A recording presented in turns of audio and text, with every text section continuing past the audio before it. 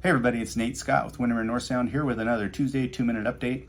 And this one's definitely going to go longer than 2 minutes because I'm going to play for you a short, I think 4 or 5 minute long video from Matthew Gardner.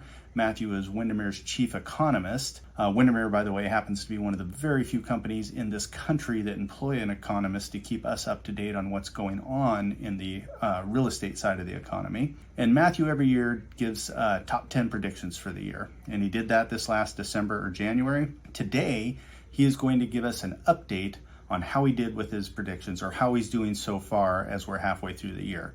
Spoiler alert, he did pretty darn good. He is that good at his job, so it's well worth a listen to see what things he got right, what things he's close on, and what things did a curveball get thrown his way with our current economy. It's about a 4.5 minute video from Matthew, well worth a listen, so let's go.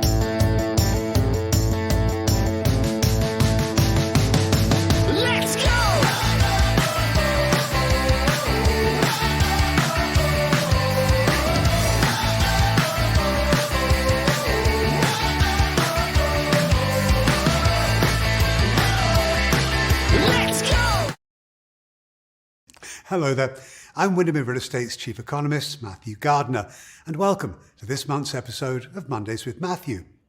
You may remember that at the end of last year, I published my top 10 predictions for 2023. And as we hit the mid-year mark, some of you have been asking me how well my forecasts have been holding up. So I thought it would be interesting to take another look at them to see how accurate they have or haven't been. Now, these were the predictions I made last November, and they covered everything from my expectations for home sales and prices to shifting government policies.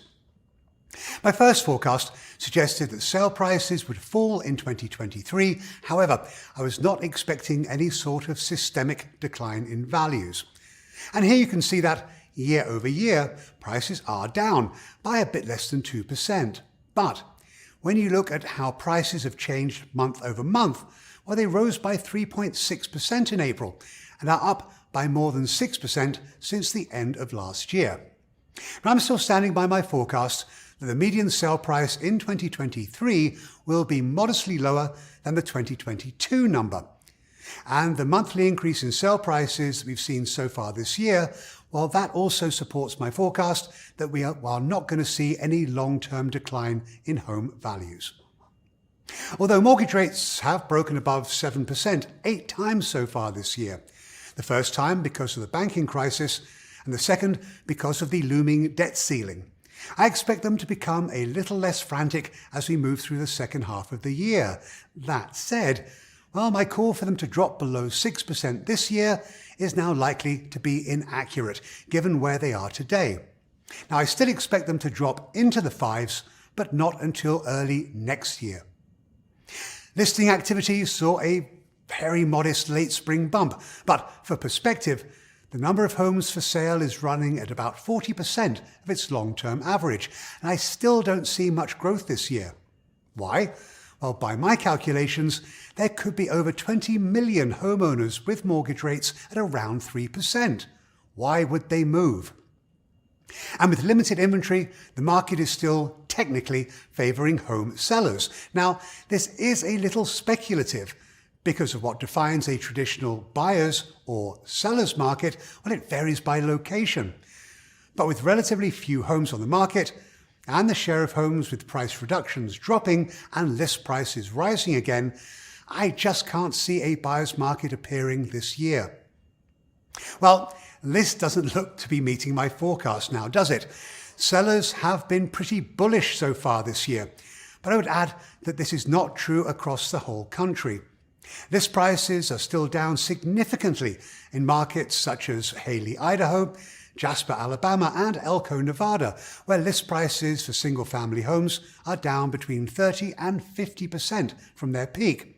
So I do admit that the country has outperformed my forecast for list prices. As I had expected, the pace of workers heading back to the office has not been very robust. In fact, the share of people in the office full-time, well, it dropped to 42% in the second quarter of 2023, and that's down from 49% in the first quarter. That according to the Flex report. Meanwhile, the share of offices with hybrid work arrangements hit 30% in the quarter, and that's up from 20% the previous quarter. But I still expect to see more workers heading back to their offices, albeit very reluctantly. With new home permits down 21% year over year and new home starts off by 28%, I think it's accurate to say that activity in the new construction sector has slowed. Builders continue to be hit by high financing rates as well as high material prices. As we all know, not all markets are created equal, and this chart shows how far below their 2022 highs some of the country's metro areas are. But on the opposite end of the spectrum, there are some markets where prices have already exceeded the highs seen last year. Affordability has not improved, mainly due to home prices that remain out of sync with incomes, as well as financing costs that remain well above the level that buyers had become used to. I'm afraid I still believe that this will not improve in 2023. And finally, I told you that governments would start to move to address the significant housing shortage that the country is experiencing, and they have. As you can see, in Washington State, Governor Inslee recently signed House Bill 1110 into law, which allows the development of duplex up to 6-unit buildings within any area zoned for single-family only development. Additionally, jurisdictions in a significant number of states are either pursuing legislation to tackle this problem or have at least created task forces to look at the issue. It's a good start, but more needs to be done. Although it's really cheating to grade one's own work, I think that I've been pretty accurate with my forecasts. Yes, I was too pessimistic when it came to list prices, and a little bit optimistic regarding the direction of mortgage rates. But other than those two items, the data seems to suggest that the housing market is heading in the direction that I had suggested. What do you think? I'd love to hear your thoughts on this subject, so leave your comments below. In the meantime, as always, stay safe out there, and I'll see you all again next month. Bye now. Hey, thanks for tuning in and listening to Matthew on another Tuesday 2-minute update that was definitely longer than 2 minutes. I'll get it one of these times. If that information was helpful, please hit like, and if you want to keep getting these, hit subscribe. That helps our YouTube algorithm. We'd appreciate it. Thanks for listening. Have a great week.